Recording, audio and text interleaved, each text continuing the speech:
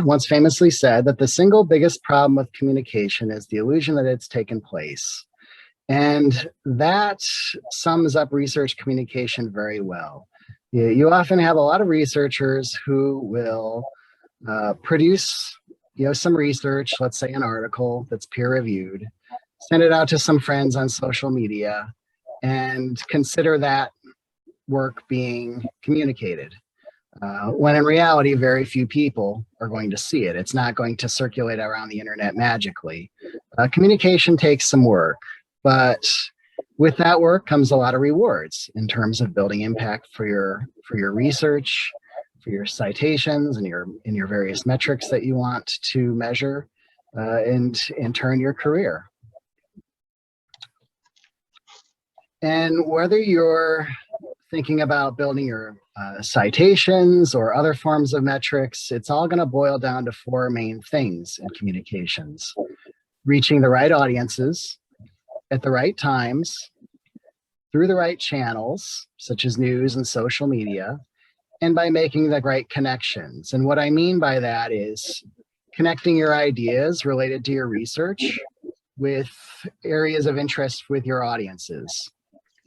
And what might interest one audience, like say your core group of researchers, might be different than another audience. Let's say, the professionals who might use your research in the field, or to even lay audiences who might just find interest in your work. So I'll begin by talking a little bit about increasing citations. I'm going to actually move a little bit here so the sun isn't blocking me out fully here. So increasing citations. What you want to start doing pretty much first is to find the best journal for your manuscript. And you can do that in a couple ways. You can search journal indexes like Scopus or Web of Science. Your libraries most likely will have access to these. They're pretty universal. And what you do is fairly simple. You run keyword searches related to your research topics, find the recent papers in your area of study, and then you'd list those journals where those papers are located, the journal titles, and then rank them. The more connections you find in between your keywords and the journals, those are the higher ranked ones. And you also might want to add some weight to impact factor as well. The higher impact journals tend to get more citations, and we're talking increasing citations here, so something to consider to maximize. And then you could also, use journal matching services like Journal Guide. There are free services out there and there are paid ones. Journal Guide is actually for a free one. And really all you do is you take your paper's title, put it in this left column here, or this left area. Then you also take your abstract and put it here and hit the search button. And then basically what's going to pop up is a whole list of journals that are already similar topics to yours. And I'd say maybe pick the top 3 for consideration. Then look up their impact factors, to weight the importance of impact. If check out your impact factors as well as part of your consideration.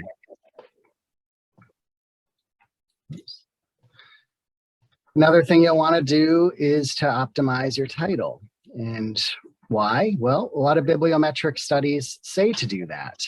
I'll give you a few that I found. One bibliometric study showed that, it's really beneficial not to mention a country in your title, abstract, or key.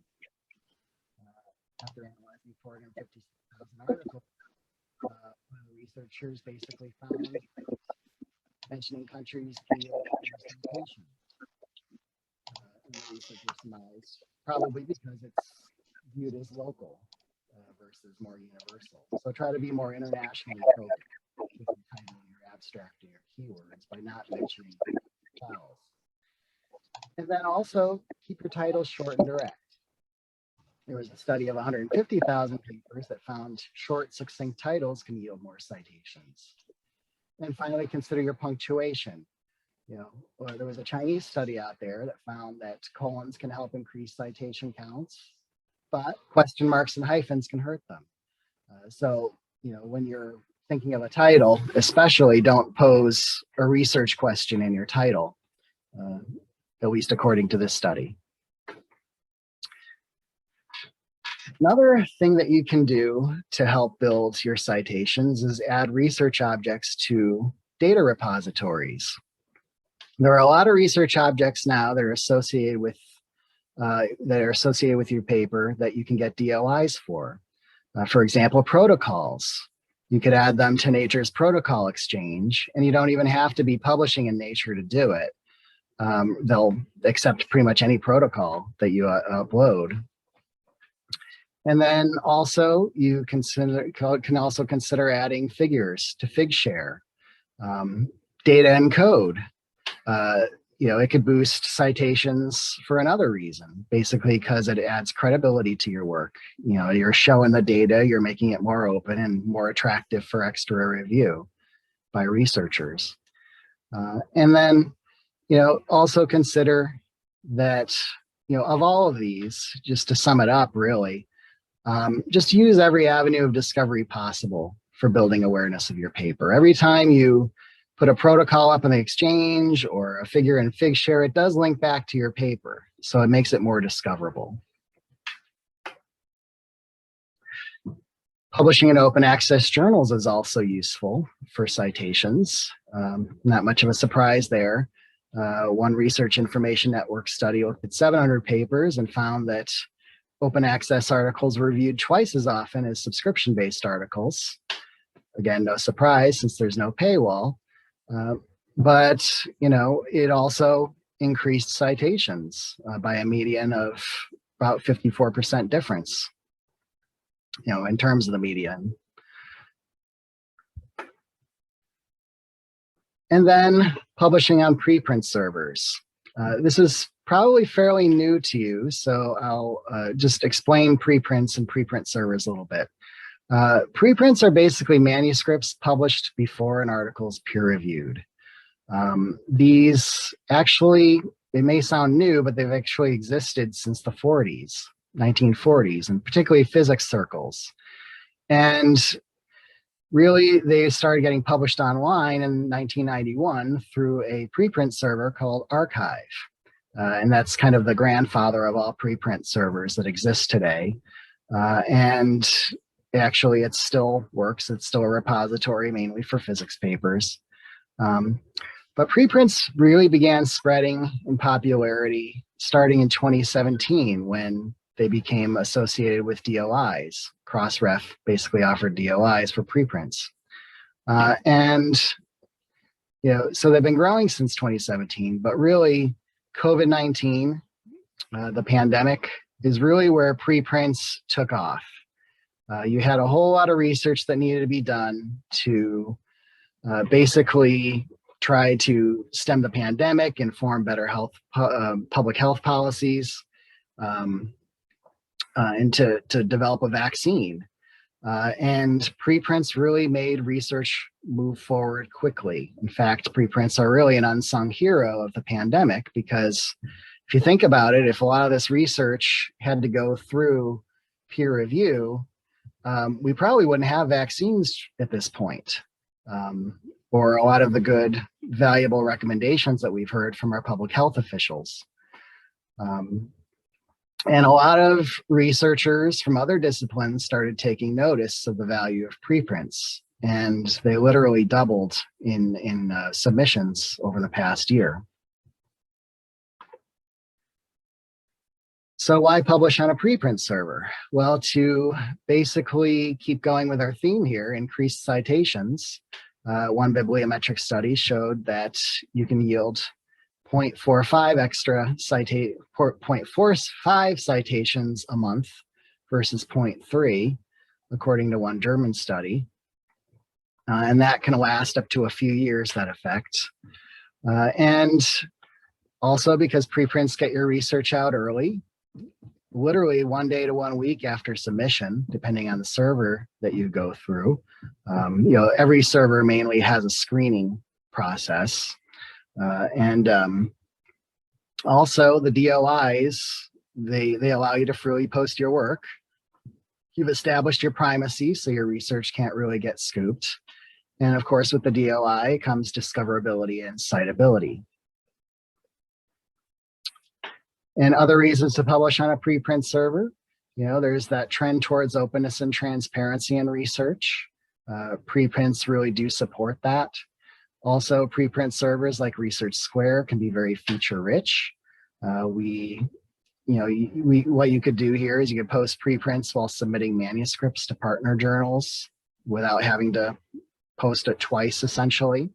And once you do that, you could track your article status during peer review, and the decisions, once they come, they're tracked and you can view them. And you could also engage with research communities through all kinds of community feedback mechanisms to improve your paper. Is basically, you could even put up preprints before they're peer reviewed and ask for feedback. Many researchers do that. And then you could also track your metrics. Research Square, for example, has all kinds of metrics that most of the journals have. That's part of what we're talking about here is enhancing metrics. So I'll now move on to enhancing the impact of your work in ways other than citations. So to increase your impact through metrics in other ways, basically start planning your communications early, before you even post that preprint or get published. And again, you want to think about the right audiences. What are the right times to reach them? What are the channels that your audiences use that you should be reaching them through? And again, what are those connections that you can make with each of those audience groups? Then list them out. This is going to be kind of your basis for a communications plan. And then also consider that home base for your research. This is, that one link that you're going to lead people to when you're promoting your research in this campaign. Let's say it's a preprint or a recently published peer-reviewed article. You want to link to the full text version of it if you can, or at the very least the abstract. Other places you could put things, a personal website.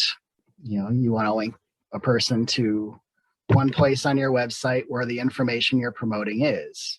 Never let it be so that people have to click through and guess where to go. You want to take them directly to where you want them to go. Then also a preprint server, especially before publishing in a journal. You get that DOI, it's citable and discoverable. Research has shown that it could increase your citations, and it also increases the impact of your research, which I'll show a little later. A lot of preprint servers, like Research Square, tend to link readers to the final version of record, after it's published in a peer-reviewed journal. So you don't have to worry about, there's two versions of this out there. At least the preprint will lead to the final version of record on Research Square, at least, and there's some other preprint platforms that will do the same. And then after an article is published in a peer-reviewed journal, you're going to want to make sure that the version of record is your home base going forward, the one place you want people to go to look at your research. Then you'll want to consider how you want to measure the impact. Some platforms, even preprint platforms like Research Square, offer some really comprehensive metrics, so you don't have to do the counting yourself. And actually these badges that you see here in these metrics, they're all available on Research Square. They include page views, downloads, and comments, the number of comments that your paper gets. but also things you'll find in peer-reviewed journals like dimension scores right here, that have to do with citations. Cite, that's a fairly new one and worthy of a little explanation. It kind of gives you tells a little more of a story behind your citations. Basically an AI, algorithm goes in to all the papers that are citing your work, and it kind of reads them and basically tries to discern whether the researchers citing your paper just mentioned your work, if the researchers in any way kind of agreed with the work that you did, maybe they had similar findings or the same findings as you did. Then this number 9 here you'll see in the cite badge will kind of show up, and that basically means supporting. They found supporting evidence to what you said. And then this blue question marks circle in the cite badge here, I'll annotate it. Oops, excuse me, this one right here. That means contrasting, that the researchers found something different than you did in some way, shape, or form. And then finally, altmetrics. Altmetrics is a great way to see what your footprint is of your research, how much impact you've had outside of the academic media, outside of journals and outside of Google Scholar. Basically, it shows where your research might have been picked up in the news or posted in blogs or posted on social media. And right here is where you get kind of an aggregate score, this 3,588. It's a pretty massive score, and you could see here kind of a breakdown of how that score came to be. It was picked up by 23 news outlets, which are weighted quite heavily in the score. And it also was tweeted and posted on all kinds of social media many different times, thousands. And finally, I just want to mention that these numbers are actually coming from a preprint. So preprints can have quite a bit of impact on the scientific world as well as the world outside, because they're viewable to everybody. Oops.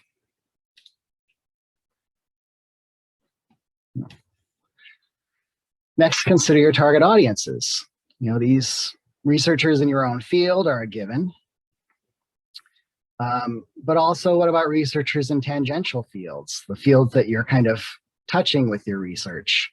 And I'll give some examples of that in the next slide. And professionals, people who actually use your research in the field. If it's, basic, maybe a while before that happens. If it's applied, maybe it happens right away. But that could be a viable audience. Segments of the public at large are also viable audiences. You have two main groups there. You have your enthusiasts and people who are affected by your research.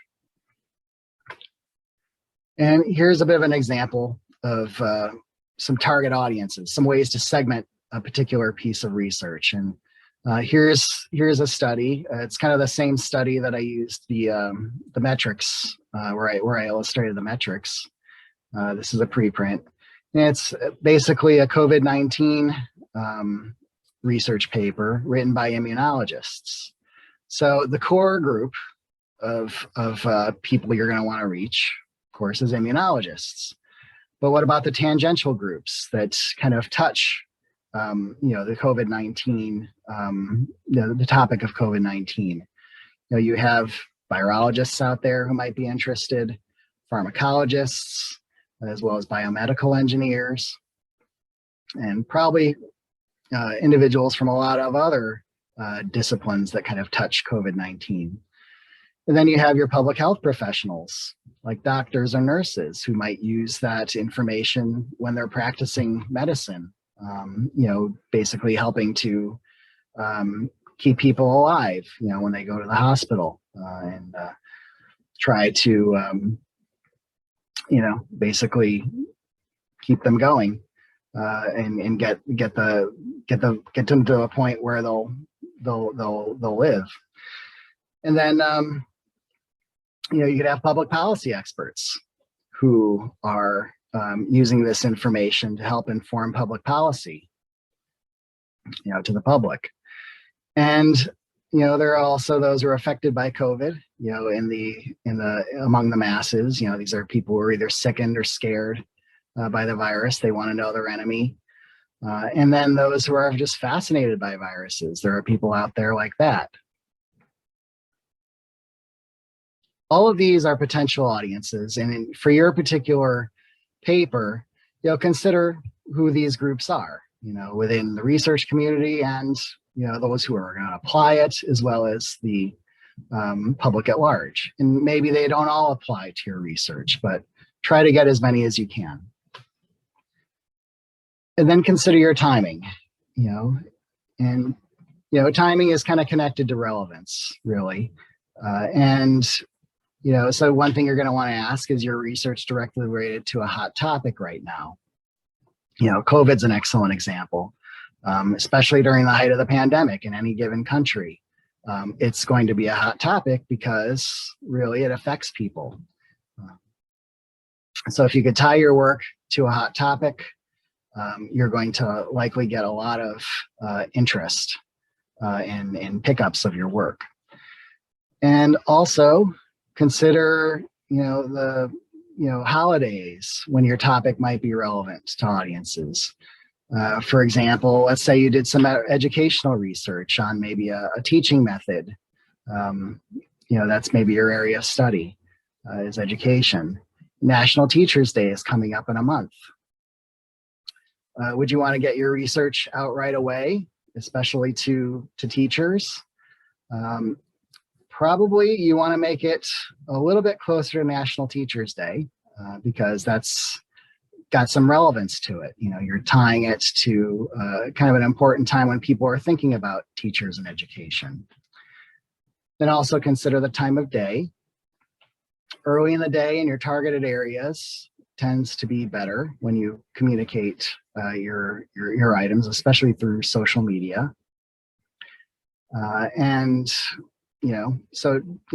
If you did it at midnight, everyone's more or less sleeping. And then, by morning, you're probably going to have a whole bunch of other messages in social media that completely bury what you wrote. So consider the time of day.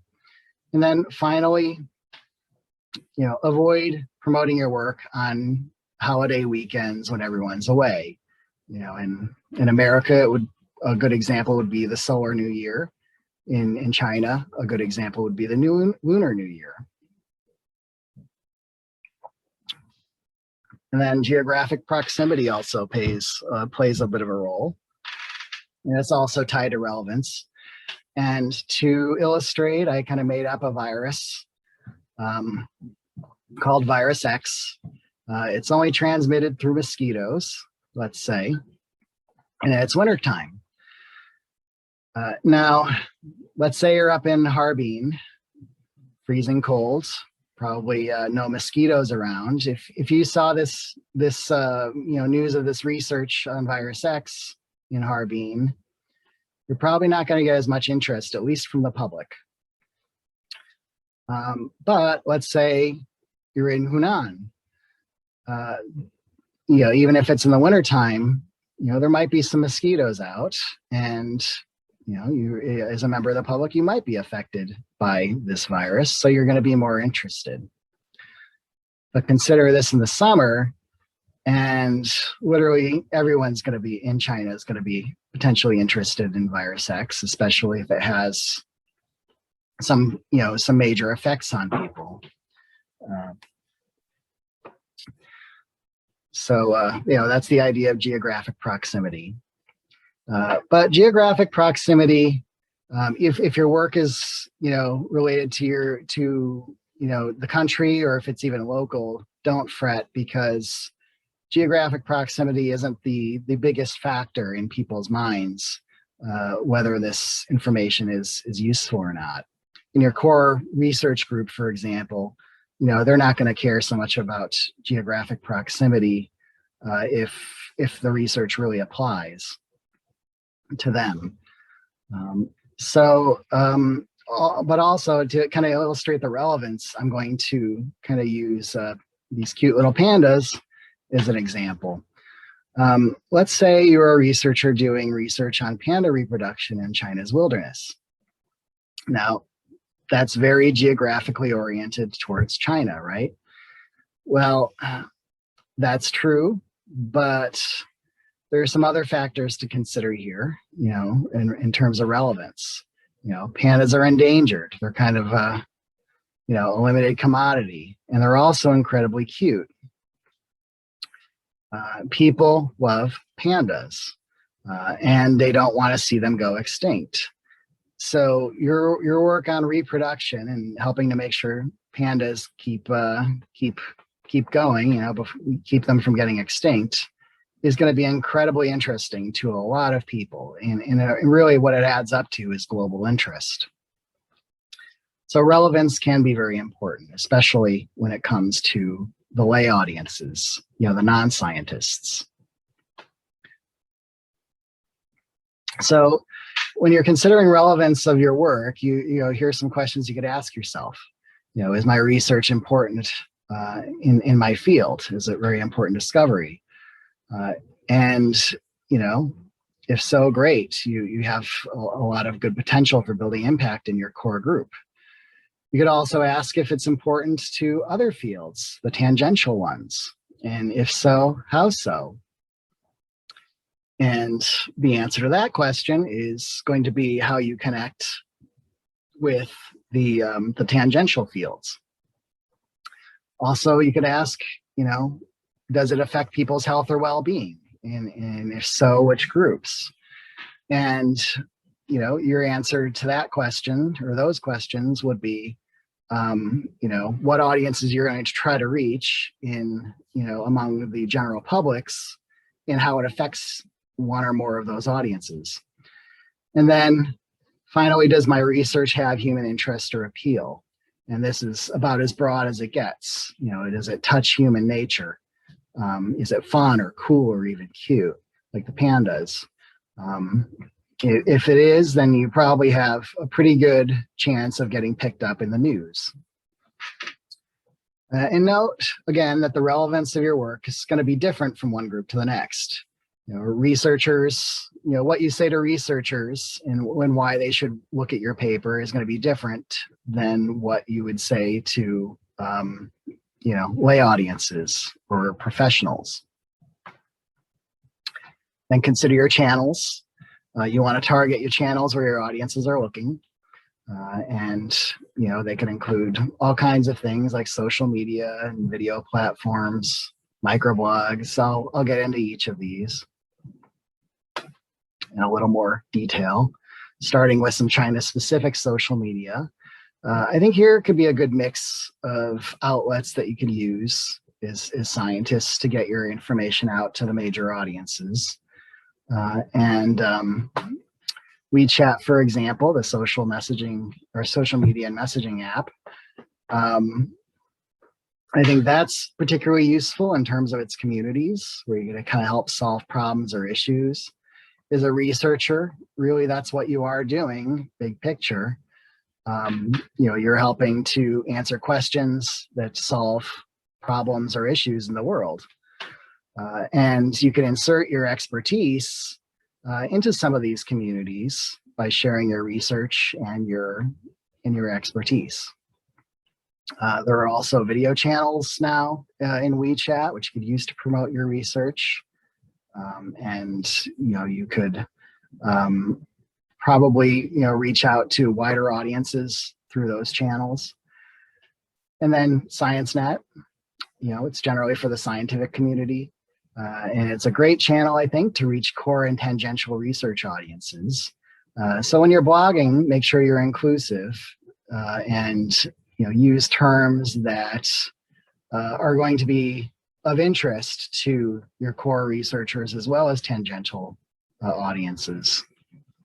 And that'll make your work a little more discoverable across various fields when people search for it. And then finally, Bilibili. for video sharing. More scientists and organizations are starting to communicate their work here.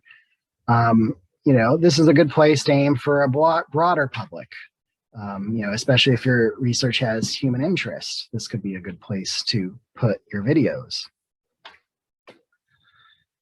Now, I'll mention a little bit about the international social media outlets. I know not all of these are available to you. I'll rip through them very quickly, just in case some of you might go out and work overseas or maybe study overseas. This could be useful for you. So I'll start off with LinkedIn. It's basically a professional networking platform for social media. You can use it in some pretty interesting ways. I mean, you could build and engage with a network of colleagues. And you could, this is about keeping in front of mind of people that you want to, you want them to remember you. And you could do things like sharing your latest work, whether that's maybe a new preprint posting or a paper. You could share your recent presentations that you might have given, or just do things like making colleagues aware of meetings you're going to attend, where hopefully you could connect. And then you could also use LinkedIn for their discussion forums, similar to WeChat. There's forums where people discuss issues, and you could insert yourself as an expert for those information seekers. And you could also, connect with a lot of potential collaborators using those discussion forums. And then finally, you could use it to network with editors and journalists. I'll get this into a little bit more detail here shortly, but basically, if you want to get your research out in the news, that's one way to do it, is by networking with journalists.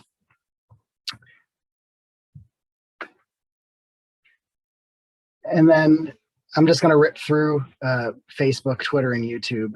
Facebook, it's basically a social network for sharing personal news with friends, and it could be really effective if a lot of your friends are in the research community. I have seen one researcher in particular who got incredible amounts of engagements because he just has such a close, active group of friends who are in the science world.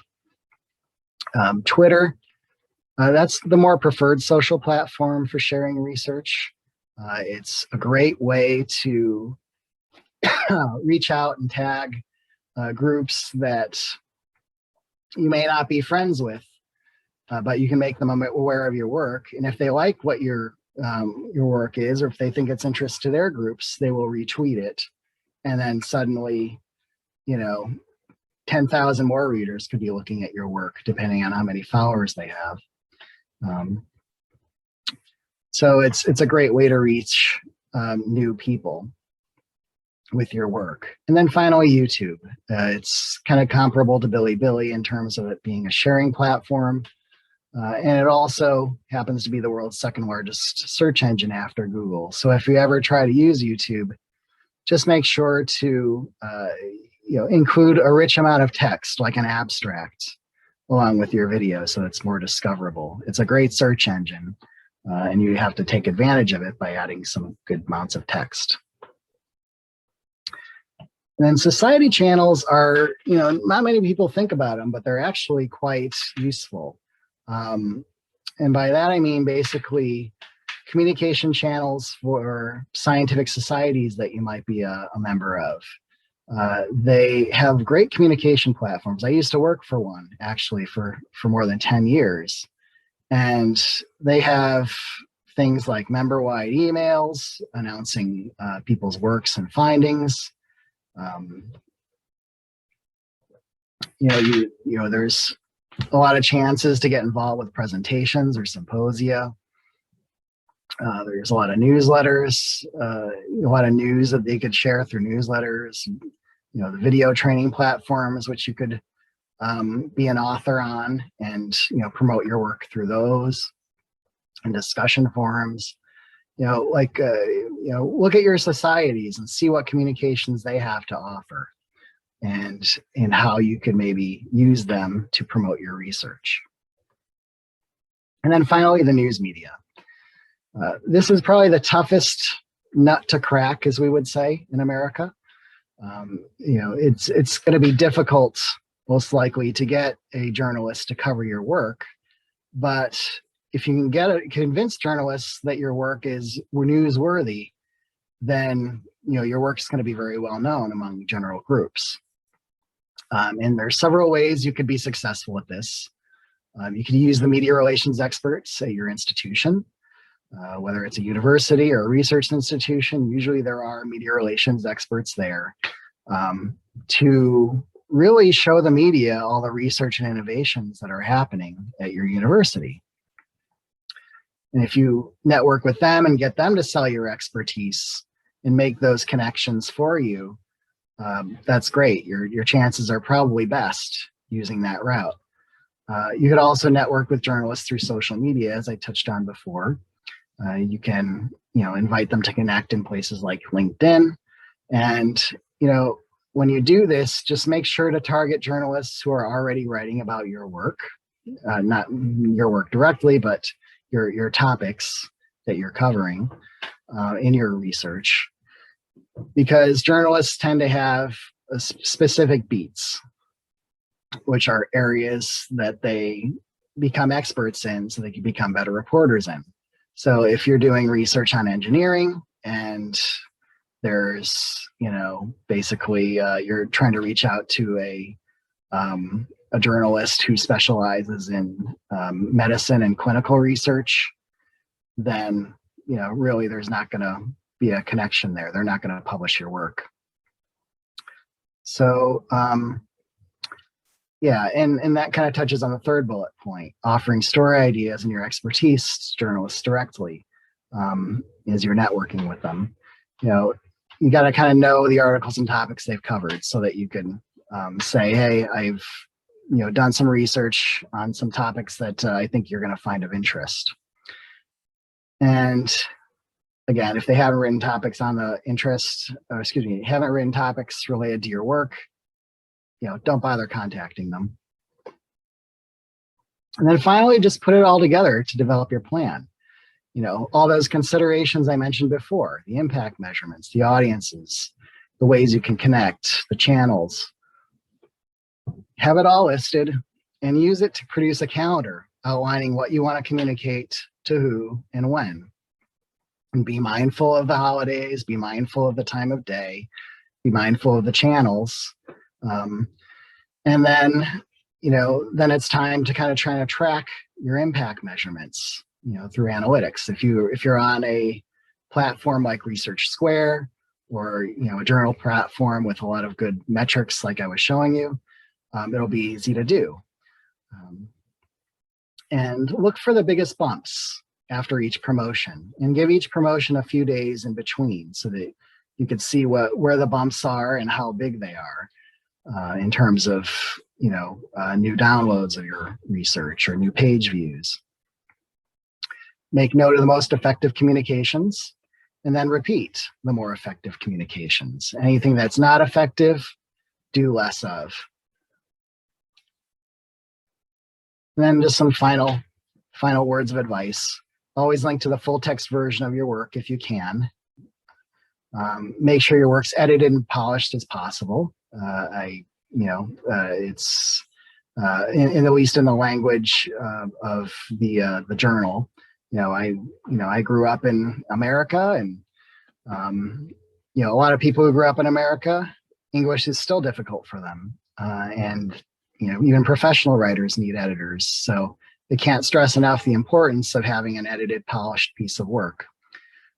And also be concise. People have very short attention spans,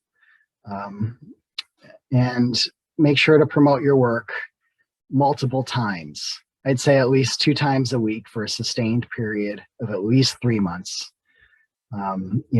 Again, communication takes work, so you wouldn't do it just once. You do it multiple times, and then promote it through multiple channels. And finally, just keep engaging. That's one of the most important things. And one last word of advice. The world is really a marketplace of ideas, And in research, you're pretty much going to be the biggest expert on your work and the best possible marketer of your ideas. So just get out there and market them, and good luck.